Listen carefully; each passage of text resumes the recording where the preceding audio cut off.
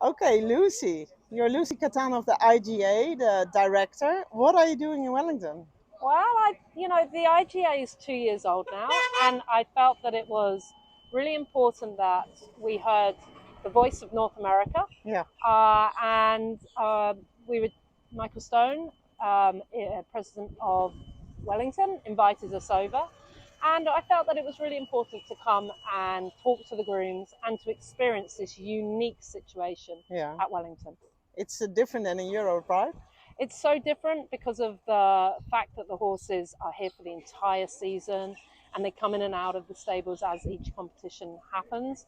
And the fact that the grooms don't live on site, Yeah. it's such a unique. And I thought it was really important that we came and we experienced it. And we're here with Courtney Carson, who's our US coordinator.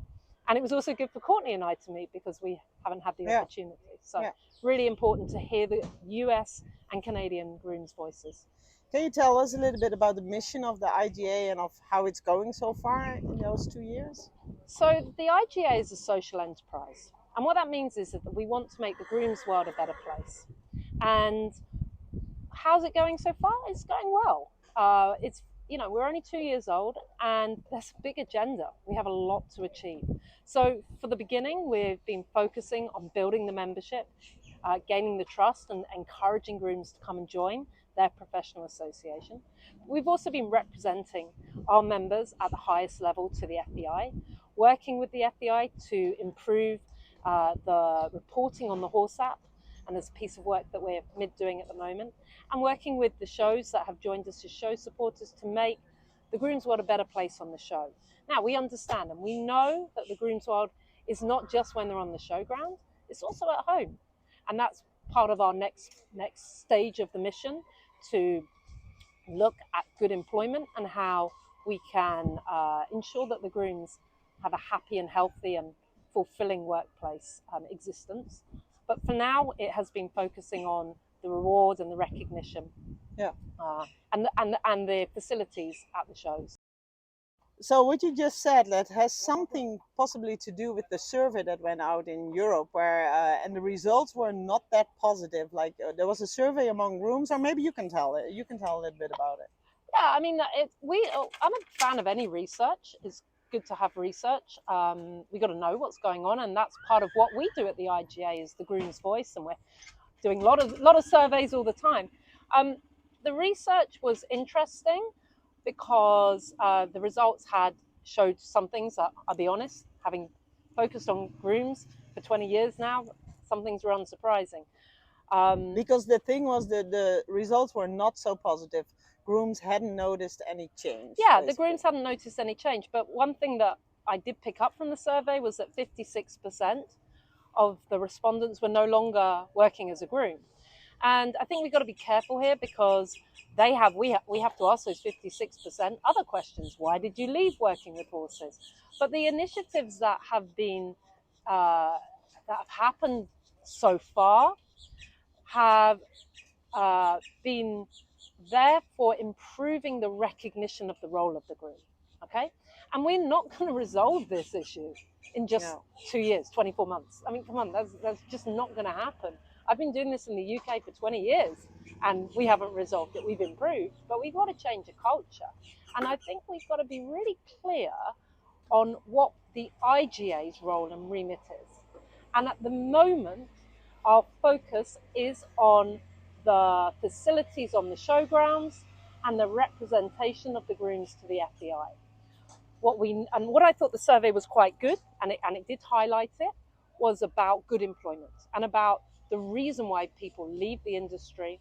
From my experience, is almost always about employment and the way that one is employed. And this does, I'm afraid, it comes back to the riders. You know, the riders need to take a responsibility and to understand what good employment looks like and to employ their staff correctly. And it's very interesting here at Wellington, talking to so many grooms. This is maybe a bubble, but it is a good bubble because there are so many grooms that are working, that are very respected and well employed. And I think that's a really positive thing. So we must celebrate that. But the survey was, I think it was, the way it was the survey itself was good, but the way it was reported was perhaps a little negative. Because are we saying, is the survey, those that took part, it's saying that they don't want to have groom recognition? Because that would be a backward step, surely. So we must do the grooms recognition, and the grooms must, if I'm really honest, Annette, the grooms must understand the impact of that recognition. Yeah. So a good example would be at the Longines, the event just now at Ocala. You know, again, like in Herning, the grooms, the photograph on the board, on the TV, Screen, credits. And so I've had from a couple of grooms, what's the point? This makes no difference. It doesn't affect anything. So wrong. It really does make a difference, because what we're doing is raising the profile of the role. And just like in Formula One, we're making people realize that the horse doesn't just appear in the arena. There is somebody behind that. Yeah. So I think these initiatives must be commended and should happen, but we must all be realistic about the impact. But they're a first step. Yeah, I agree. So one more time, why do grooms need to become a member of the IGA? Okay, thank you. So, because it's your association, it's your professional association, and we don't own it. I don't own it. Just to be totally clear, it's what's in UK law. It's a company limited by guarantee, so it means it's owned by the members. So it's your association, and the way to achieve change is by belonging to your professional association and using your voice. And we will achieve change. It will change, and it will change for the better. There's some things we can't change. The early mornings will still happen. Horses need to be fed. But, we will achieve change, and we are already influencing with the FBI the change that will come. So it's very important that every groom on the FBI circuits, be it show jumping, eventing, dressage, whatever, are members and use their voice. It's so cheap. Yeah. Just 15 euros, $16, works out about £14 is nothing per year. Okay, but we really do need grooms to support their association, because there's one thing I guarantee you: it won't happen again. So if it's not a success, it will never happen again, and that would be a tragedy. Yeah. Well, we're very happy to work together with you and to work together on improving all the circumstances in the lives of grooms. And I hope for you that many grooms will sign up to the IGA. I'm sure. I'm delighted with the membership so far. We're on target. My aim is we'd like to get to the 1,000, and I think that would be a really big milestone. And I think it's very achievable. But we do need grooms to, today around the stables. I've been meaning to do it for a while. Hey, you know what? It'd take you 45 seconds. Yeah. Fill in the form, and there we go. And is it only for FEI grooms, or can national grooms or home grooms also become a member? Okay, so the remit of the IGA is the association for any groom that works for a rider, a vaulter, or a driver who is competing under FEI rules. So that can be the groom who comes to the show, or the student at home, or the home groom. Okay, but if anybody else wishes to join, and because they are inspired to become an international groom, then of course we welcome them.